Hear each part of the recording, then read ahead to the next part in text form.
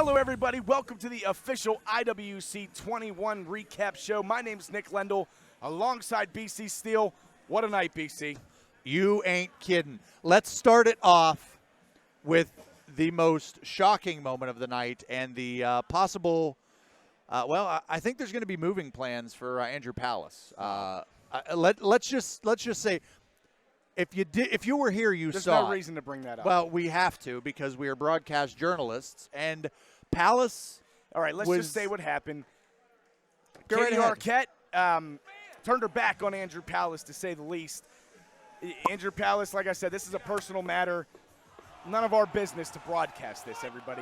Well, obviously, it happened. Put Palace, yourself in that guy's shoes and imagine what he's thinking right now. Andrew Palace stayed out here shell-shocked for the entire intermission. Nobody has seen him since. There are no understanding. Nobody knows where he might be at this point. Derek Dillinger went the direction of retaining the IWC Super Indy Championship. Actually had to get, I believe, 10 stitches on that laceration from Palace. And he deserved every single one of them. Hey. He deserved every single one of them. I'm not going to disagree. Derek Dillinger has proved over the last few months that he's a despicable human being. And I don't know what happened or what he did to cause Katie Arquette to have this sudden change of heart, but well, it may be Derek Dillinger's greatest. Let's just move on. Maybe Derek Dillinger's greatest production. Going to be interested to see who he's going to be defending that Super Indy Championship against next. Who will be defending titles on April 30th? We're going to have Thunder Rosa, the AEW World Women's Champion, in action, possibly defending that title. Maybe. Maybe against Katie Arquette. But you never know. I mean, hey, Katie Arquette has her. I mean, she's free now, so I'm sure people are going to be sliding into her DMs. Free now. So, what is that? She's free now. But she is. We're also going to see on April 30th, TME has laid out the challenge to the Hardy Boys. You heard that correctly. The IWC Tag Team Champions said, hey, we're going to defend these. We're going to take these on against the best. The Hardy Boys are one of the most decorated tag teams of all time. Very interested to see that. More information on April 30th. IWCWrestling.com. That's a huge understatement, BC. TME, the premier tag team here in IWC, a big victory over the Philly and Marino experience tonight. But their next defense, like you said, the biggest challenge to date, Matt and Jeff, the Hardy Boys, April 30th at the Ross Raver Ice Garden in Bell Vernon, Pennsylvania. And not only did we have Derek Dillinger retain his title, Apollo, the Greek god, retained his as well. In impressive fashion in a unique matchup, to say the least. Well, 21 years of history on the IWC network that you can subscribe to right now for $9.99. And in those 21 years, we have never seen a 2-count match, which is what tonight was. First person to get a successful 2-count would be victorious, and Alexander Apollo retained his title over Mambo Italiano. Absolutely. And with retains, there are also sometimes upsets, and I can't believe these words are coming out of my mouth.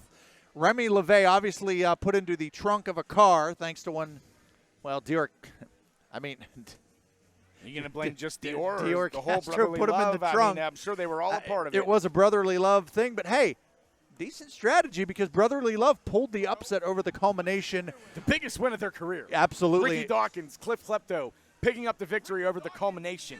What a huge win. I can't wait to see the future of Brotherly Love. I've been buying Cheese Whiz off them every night. They have such a discounted price. I can't pass it up. Look, they may have put Remy LeVay into a trunk, but Gory in the culmination.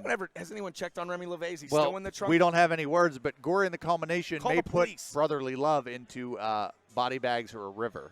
People have been known to disappear. Who didn't disappear was, ready for it, Elishay and Chase Gold!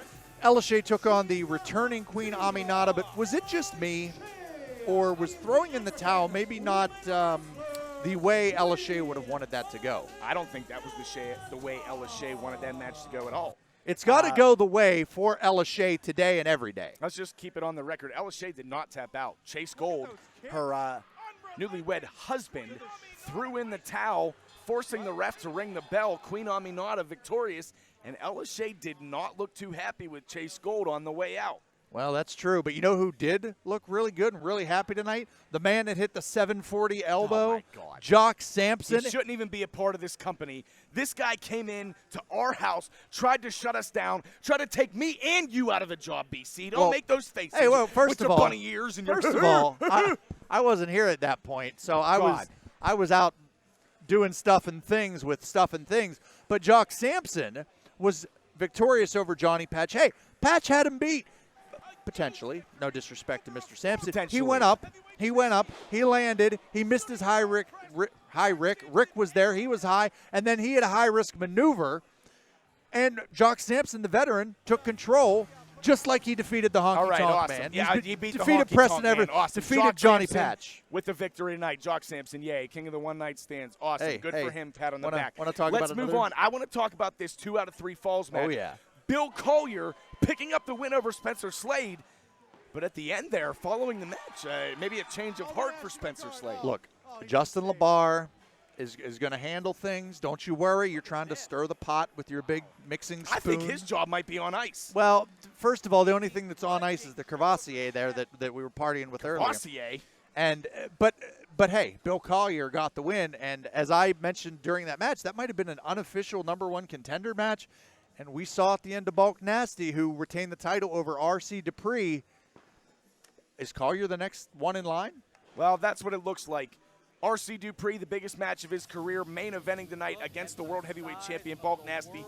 As you said, Bulk Nasty able to retain the IWC Championship. I'm sure R.C. Dupree will live to fight another day.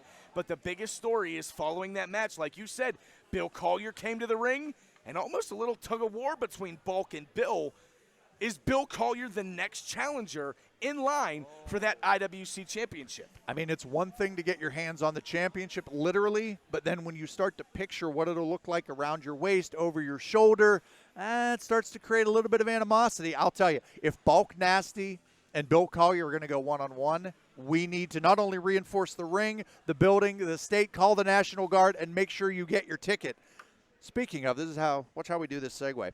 You know who had a ticket to a victory here this evening?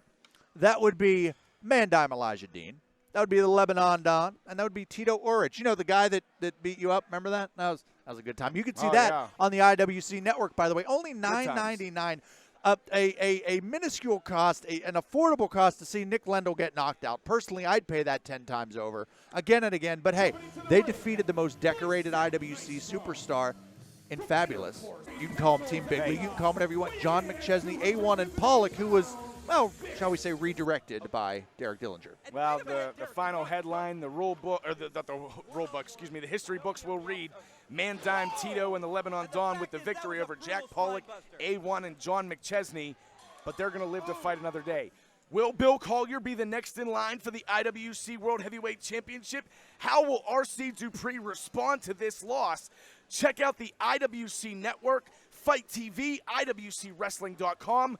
We will be live at the Ross Raver Ice Garden in Belle Vernon, Pennsylvania, April 30th.